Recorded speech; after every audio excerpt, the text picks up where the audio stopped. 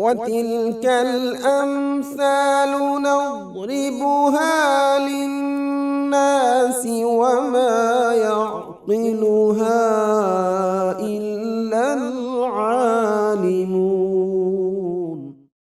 یعنی اس کا علم اجمالی اور تفصیلی طور پر تمام چیزوں کو شامل ہے، چاہے کچھ ماضی میں ہو چکا یا ابھی ہو رہا یا آئندہ ہونے والا ہے، مکمل علم ہے.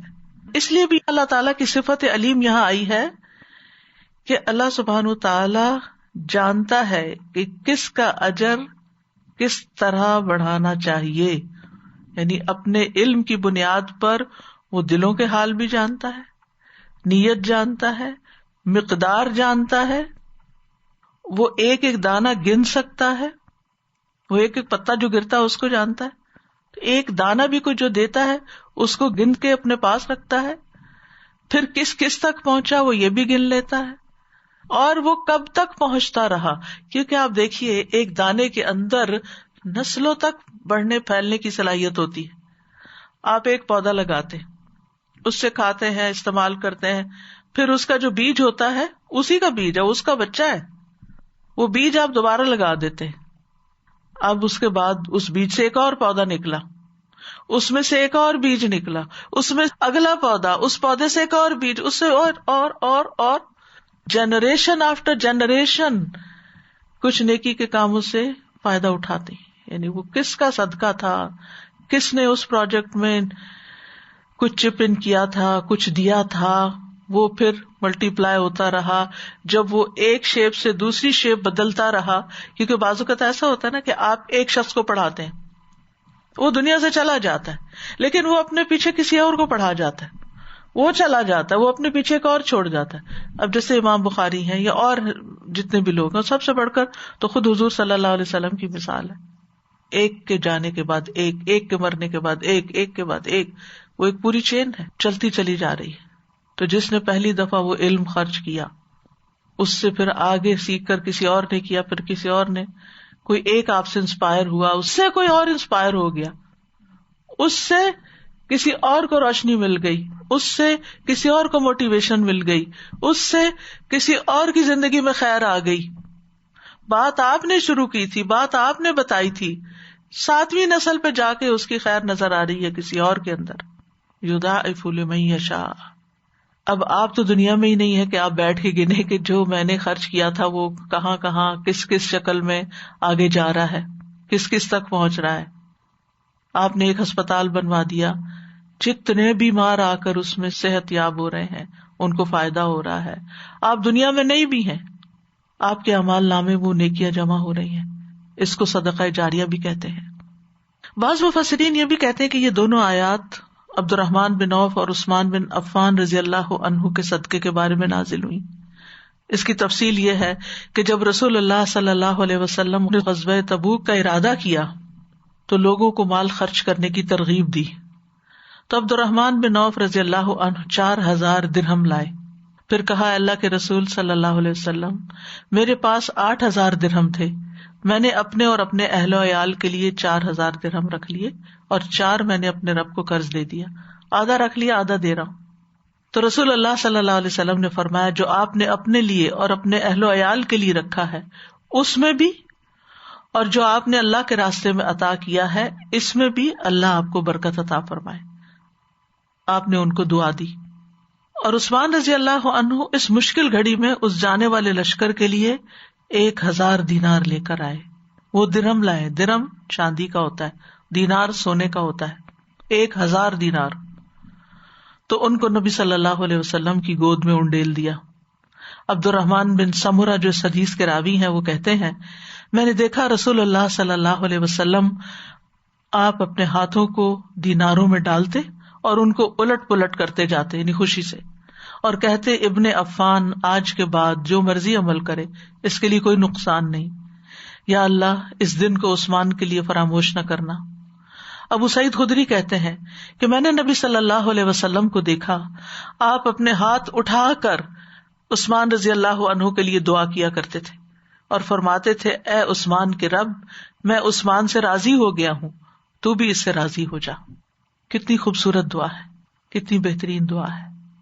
تو الذین سے مراد یہ لوگ ہیں ينفقون اموالہم فی سبیل اللہ، غزوہ تبوک ہے، یعنی اسپیسیفکلی اس موقع کے بارے میں. لیکن جیسے آپ جانتے ہیں کہ ایک تعویل خاص ہوتی ہے، ایک تعویل عام ہوتی ہے. تعویل خاص کیا ہے کہ وہ خاص موقع کی مناسبت سے آیت اتری. لیکن تعویل عام کیا ہے کہ جو بھی اس راستے پر چلے گا، جو بھی یہ عمل کرے گا، وہ ایسا ہی اجر پائے گا. تو نیکی کا اجر کئی گنا بڑھنے میں ایک حصی مثال سے بات سمجھائی گئی ہے کہ جو لوگ خیر کے کاموں میں خرچ کرتے ہیں، اللہ سبحانہ وتعالیٰ ان کے اجر کو کس طرح بڑھاتے ہیں کہ جیسے ایک کسان زمین میں ایک دانہ کاشت کرتا ہے اور یہ دانہ 7 گندم کی بالیاں نکالتا ہے اور ہر بالی میں 100 دانہ ہوتا ہے.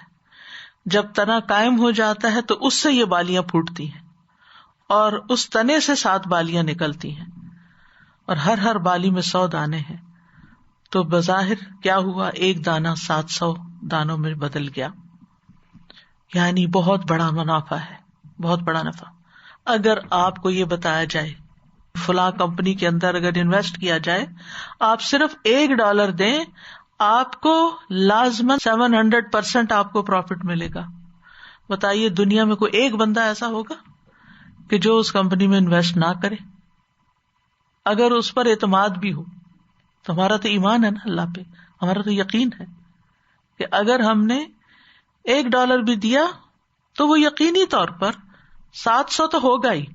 اور اگر اخلاص زیادہ ہوا اور جس پروجیکٹ میں دے رہے ہیں وہ فلرش کر گیا تو وہ یضاعف لمن یشاء، وہ تو اور بھی زیادہ بڑھ جائے گا. یعنی جو اللہ کے راستے میں خرچ کرے گا اور مال کی محبت کے باوجود خرچ کرے گا تو اس کو سینکڑوں گنا بڑھا کر دیا جائے گا.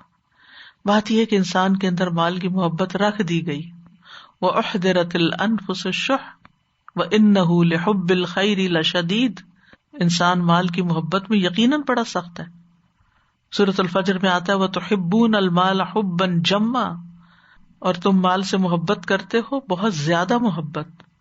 یہ فطری محبت ہے جو اللہ نے ہمارے دلوں میں رکھ دی ہے. کوئی بھی یہ نہیں کہہ سکتا، اگر کوئی کہتا ہے تو جھوٹ ہی کہتا ہے کہ مجھے مال سے محبت نہیں. کس کو محبت نہیں؟ ہر ایک کو مال اچھا لگتا ہے. جب بھی ہمیں ملتا ہے ہمیں خوشی ہوتی ہے، ایک سیٹسفیکشن ہوتی ہے، چاہے ضرورت ہو یا نہ ہو. جیسے بعض اوقات ماں باپ گفٹ دیتے ہیں، بعض اوقات آپ کو ہسبینڈ سے کچھ ملتا ہے اور کئی دفعہ آپ کو اس کی ضرورت بھی نہیں ہوتی، لیکن وہ جو ایک لینے اور دینے کی خوشی ہے، دینے والے کو بھی خوشی ہوتی اور لینے والے کو بھی خوشی. وہ جو خوشی ہے اور وہ جو محبت کا بڑھاؤ ہے، یعنی اس کے ملٹیپل فائدے ہیں. یہاں تو اجر و ثواب کی بات ہے نا، لیکن اجر و ثواب کے علاوہ دنیا میں انسان کو جو کچھ ملتا ہے، تو جس طرح انسان اللہ کے راستے میں دیتا ہے یا اس کو کچھ ملتا ہے تو اس کے اندر لازماً ایک خوشی آتی. اور جو جتنا شکر گزار ہوتا ہے نا اتنا وہ زیادہ خوش ہوتا ہے. کچھ لوگ اگر ان کو کچھ ملے بھی تو وہ کہتے ہیں لو کیا دیا، یہ بلا کیا ہے، اور اس کے نقص نکالنے بیٹھ جاتے ہیں. لیکن جو ایمان والے ہوتے ہیں ان کا طرز عمل یہ نہیں ہوتا. وہ دیتے ہوئے بھی خوشی سے دیتے ہیں اور وہ لیتے ہوئے بھی خوشی سے لیتے ہیں، وہ قبول بھی خوشی سے کرتے ہیں. رب تعالیٰ بھی خوشی سے بندوں کے صدقات کو قبول کرتا ہے. تو بہرحال مال کی محبت جو ہے وہ انسان کے اندر ہے. انسان کہتا ہے مالی مالی، میرا مال میرا مال، لیکن پھر بھی وہ اللہ کے راستے میں دے دیتا ہے. انسان کے پاس ایک وادی ہو مال کی تو وہ دوسری اور پھر تیسری کا طلبگار ہوتا ہے. یعنی انسانی فطرت کے اندر ہے یہ خواہشات. زُيِّنَ لِلنَّاسِ حُبُّ الشَّهَوَاتِ مِنَ النِّسَاءِ والبنین والقناطیر المقنطرۃ من الذهب والفضة والخیل المسومۃ والانعام والحرث. یہ ساری مال ہی کی قسمیں نا. اور ویسے بھی یہ ہے کہ انسان کے ساتھ ضروریات بھی ہیں، یعنی محبت اس لیے بھی مال سے ہے کہ انسان کو ضرورت بھی پڑتی ہے مال کی. مال زندگی کو قائم رکھنے کا ذریعہ ہے. تو جب وہ اپنی ضرورت کا مال، زندگی کو قائم رکھنے والا مال، وہ ضروریات جو ہمارے ساتھ چپکی ہوئی ہیں جن کے بغیر ہم گزارا ہی نہیں، اس میں سے جب انسان نکال کے اپنے سے کاٹ کے اپنے سے نکال کے اپنی پاکٹ میں سے نکال کے اپنی جیولری میں سے نکال کے اپنے کھانے میں سے نکال کے اپنی کسی بھی چیز میں سے نکال کے وہ اس کی تھی، اموالہم، وہ پوزیس کرتا تھا اس میں سے نکال کے اس نے اپنے سے الگ کر کے جدا کر کے کسی دوسرے کی ضرورت پوری کی، تو یہ اللہ سبحانہ وتعالیٰ کی رضامندی کا ذریعہ بنتی ہے، اللہ کے قرب کا ذریعہ بنتی ہے.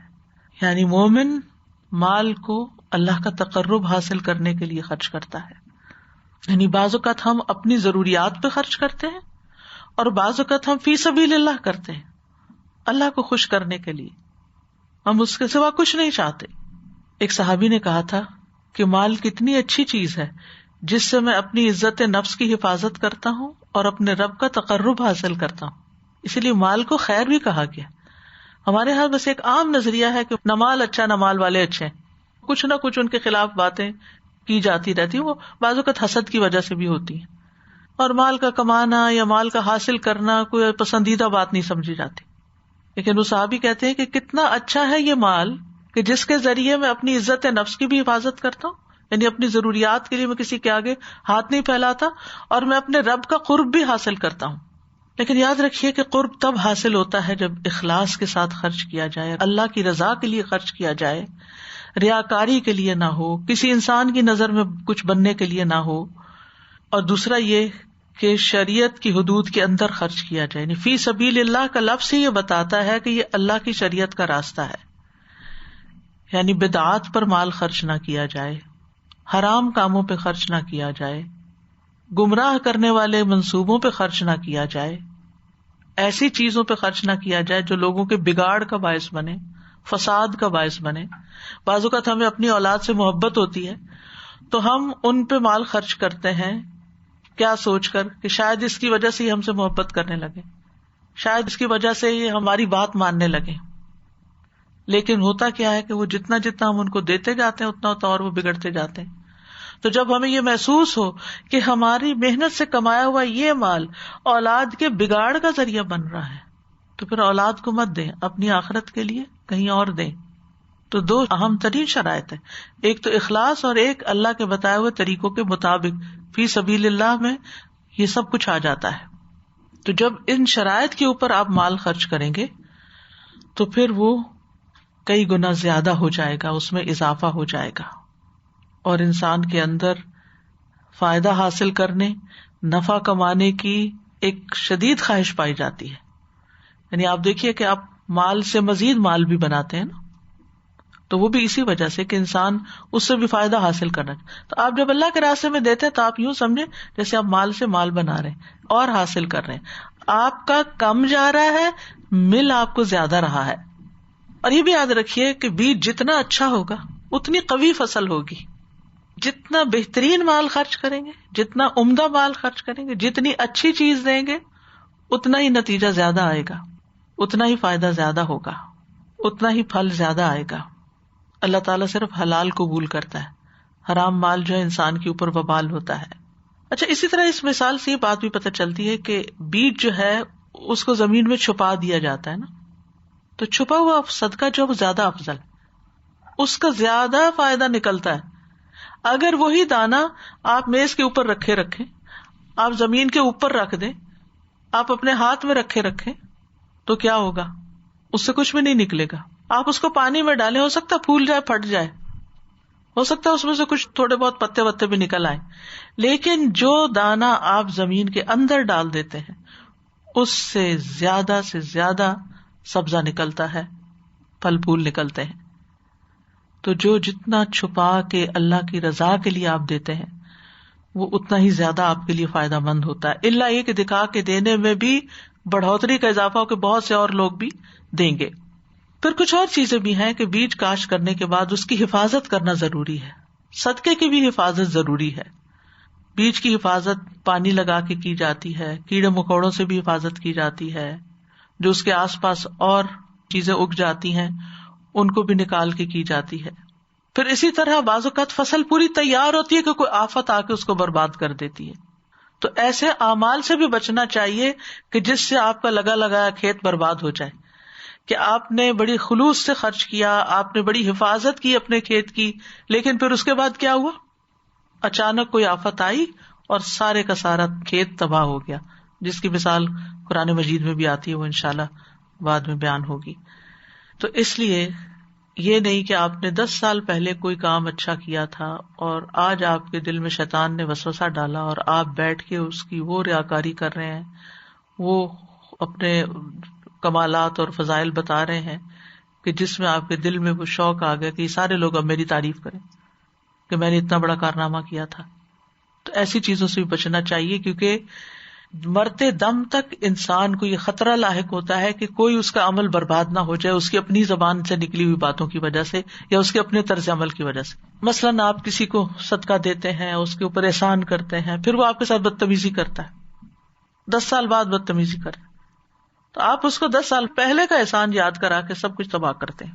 یاد ہے جب تم چھوٹے سے آئے تھے، یتیم بچے تھے، تمہیں کوئی لینے والا نہیں تھا، میں نے تمہیں رکھا، میں نے پالا، میں نے پڑھایا، میں نے تمہاری فیسیں دی، میں نے تمہیں اس قابل کیا، آج تم میرے ساتھ یہ کر رہے ہو. اس قسم کے تانے دے کر بھی انسان اپنے کیے ہوئے کو ضائع کر دیتا ہے. پھر اسی طرح یہ ہے کہ جس طرح کھیتی کا سلسلہ منقطع نہیں ہوتا، اسی طرح نیک اعمال کا سلسلہ بھی جاری رہتا ہے. اور جس طرح غلہ جو ہے یا یہ دانوں کا نکلنا جو ہے یہ ہماری فوڈ ہے، ہمارے جسم کی فوڈ ہے، تو انفاق فی سبیل اللہ ہمارے دل اور روح کی غذا، یعنی دانا زمین میں ڈال کر ہم اپنے کھانے کا انتظام کرتے ہیں اور $1 ڈبے میں ڈال کر ہم اپنی روح کی فوڈ کا انتظام کرتے ہیں. تو بہرحال اس مثال میں بہت کچھ سیکھنے کو ہے کہ انسان جو کچھ کرے اللہ کی خاطر کرے. لا نرید منکم جزاء ولا شکورا، کسی سے جزا، دعا اور شکریہ کی توقع نہ رکھے. کہ جب آپ کسی کے اوپر کوئی احسان کرتے ہیں تو اس کو یہ نہ کہیں کہ آپ میرے لیے دعا کریں اس کے بدلے میں، یہ بدلہ ہے، دعا کا تقاضا نہ کریں. وہ خود جتنی بھی دے خوشی سے وہ دیتا رہے، وہ تو اس کے ذمہ ہے نا. اور یہ ہو نہیں سکتا کہ آپ خلوص دل سے کسی کے لیے کچھ محبت سے محنت سے کریں اور اس کے دل سے آپ کے لیے دعا نہ نکلے. ایک مومن تو ضرور ایسا ہی کرے گا کہ کسی کے احسان کو یاد رکھے گا. تو مال خرچ کرنا جو ہے یہ مسلمان کے فرائض میں سے ہے، یعنی اللہ کے راستے میں مال خرچ کرنا. فی اموالہم حق للسائل والمحروم، سوالی اور محروم کے لیے حق ہے. پھر اسی طرح صدقے پہ اس لیے ابھارا جاتا ہے تاکہ معاشرے کی حالت درست ہو، لوگوں کے حالات درست ہو، آپس میں تعلقات درست ہو، آپس کی محبتیں بڑھیں. کیونکہ خاندان میں بھی جب اونچ نیچ بہت زیادہ ہو جاتی ہے نا، ایک بہت غریب ہے ایک بہت امیر ہے، تو وہاں محبت نہیں رہتی جب تک کہ امیر لوگ غریبوں کا خیال نہ رکھیں. پھر اسی طرح یہ کہ اللہ سبحانہ تعالیٰ کی عظیم شان کا احساس ہوتا ہے، کس طرح ہم حقیر انسانوں سے ہماری چھوٹی سی کوشش بھی قبول کر لیتا ہے. اگر ہمیں کوئی ایک دانہ دے تو ہم کیا کریں گے؟ واپس اس کے اوپر پھینکیں گے، لے جاؤ یہ. یعنی اگر ہمیں کوئی ہماری ضرورت سے کم دے، تھوڑا دے، ٹھیک نہ دے، تو ہم ناراض ہو جائیں گے اس سے. اس کے برعکس اللہ سبحانہ تعالیٰ آپ ایک دانہ بھی دیں، آپ کے پاس صرف ایک ہے نا، تو آپ کہتے چلو میں بھی اپنا ڈال دیتی ہوں، وہ اس کو بھی قبول کرتا ہے. اس سے آپ اندازہ لگائیں کہ اللہ کے ہاں قبولیت کا درجہ کیا حیثیت رکھتا ہے. اور پھر صرف لیتا نہیں، اس کو پالتا ہے، نشو نما کرتا ہے. جیسے وہ حدیث میں آتا ہے نا، کوئی شخص اپنی پاکیزہ کمائی سے ایک کھجور بھی خرچ نہیں کرتا مگر اللہ اسے اپنے داہنے ہاتھ سے قبول کرتا ہے. اور آج کل تو خوب کھجوریں بڑھ رہی ہیں.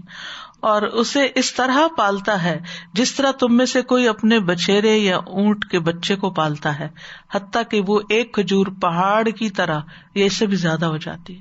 اس طرح بڑھاتا ہے، یضاعف لمن یشاء، پہاڑ بن جاتا ہے وہ. اسی طرح رسول اللہ صلی اللہ علیہ وسلم نے فرمایا، جس نے اللہ کی راہ میں کوئی ایک چیز خرچ کی اس کے لیے اس کا 700 گنا لکھا جاتا ہے. ابو مسعود کہتے ہیں کہ ایک آدمی نے اللہ کے راستے میں ایک اونٹنی صدقہ کی جس کی ناک میں نکیل پڑی ہوئی تھی، تو رسول اللہ صلی اللہ علیہ وسلم نے فرمایا، قیامت کے دن یہ 700 اونٹنیاں لے کر آئے گا جن کی ناک میں نکیل پڑی ہوگی. یعنی اس کو واقعی وہ سب ملے گا. اور ویسے بھی آپ دیکھیں کہ اللہ سبحانہ وتعالیٰ کے خزانوں میں تو کوئی کمی ہے ہی نہیں. سارے لوگ ایک چٹیل میدان میں کھڑے ہو کر ہر کوئی مانگے اور سب کچھ مانگے جو اس کو چاہیے، اور اللہ تعالیٰ سب کچھ دے دے. تو اللہ تعالیٰ کے خزانوں میں تو اتنی کمی نہیں ہوتی جتنی سوئی کو پانی میں ڈال کے سمندر میں کمی ہو. وتلك الأمثال نضربها للناس وما يعقلها إلا